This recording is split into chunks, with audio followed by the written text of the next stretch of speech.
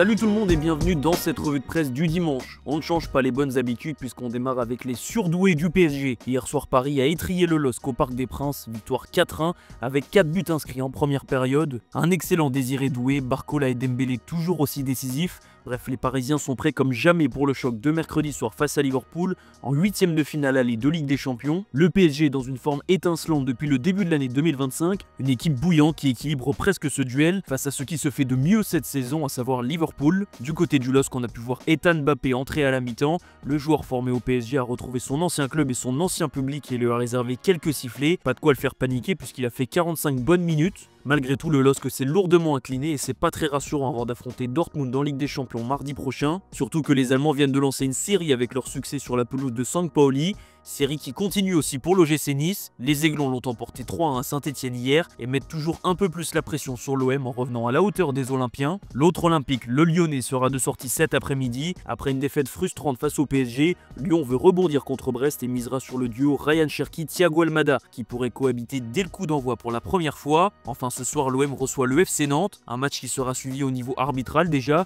mais aussi pour Mason Greenwood. Comme l'explique la Provence, le numéro 10 anglais a un coup de mou en ce moment et l'OM attend un rebond rapide de sa star. Direction l'Espagne où l'araignée Julián Álvarez continue de tisser sa toile sur la Liga. L'Atlético de Madrid s'est imposé 1-0 face à Bilbao grâce à un nouveau but de l'attaquant argentin, remplaçant d'un soir. Marca souligne l'efficacité d'Álvarez qui s'est directement intégré dans sa nouvelle équipe, malgré un style radicalement différent de City. Et à l'étranger aussi, on reconnaît le talent et l'efficacité du champion du monde, notamment en Italie. Même rengaine en France où l'équipe écrit que c'est Julián Álvarez qui a propulsé les Colchoneros en tête de la Liga, parce que juste avant le show Álvarez, le Real Madrid s'est encore loupé.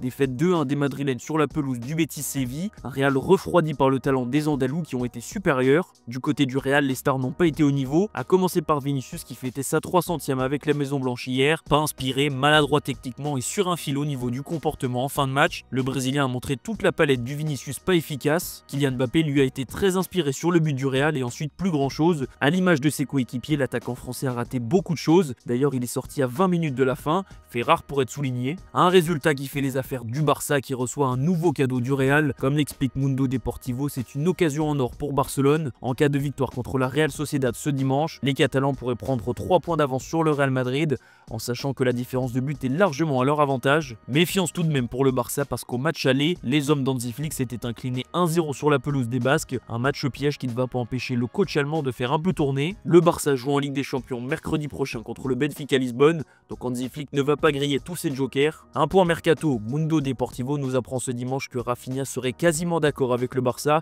pour un contrat jusqu'en 2030. C'est l'une des priorités du club, surtout vu le statut qu'a pris Rafinha cette saison. Son contrat pourrait également comprendre une clause plus accessible afin qu'il puisse partir plus tôt s'il le souhaite, parce qu'actuellement sa clause est fixée à 1 milliard d'euros. L'un des autres objectifs du Barça s'appelle Alex Remiro, le gardien de la Real Sociedad qui va d'ailleurs affronter Barcelone ce soir et ciblé par la direction barcelonaise. L'international espagnol a un profil jugé intéressant, surtout que le club catalan prépare la succession de Ter Stegen et Chesney qui ne resteront pas encore 10 ans. Au-delà de tout ça, Relevo nous apprend que 3 stars du Barça pourraient filer. Ronald Araujo vient de prolonger, mais la presse espagnole est persuadée que des offres vont arriver. Rafinha sera aussi courtisé par l'Arabie Saoudite, même si on vous a dit précédemment que le Barça était proche d'un accord pour le prolonger. Et enfin Robert Lewandowski qui, comme Rafinha, sera cet été dans le viseur des clubs saoudiens, et à 36 ans, le Polonais pourrait bien céder aux sirènes du Golfe.